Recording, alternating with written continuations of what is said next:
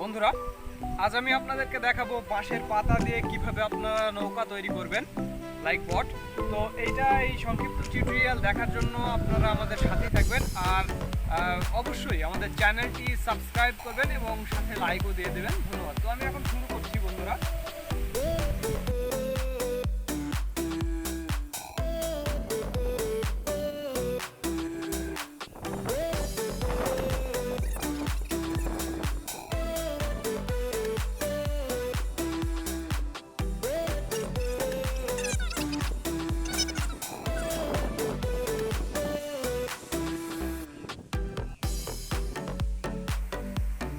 দেখুন বন্ধুরা, আমার হাতে কিন্তু অলরেডি একটা নৌকা তৈরি হয়ে গেছে।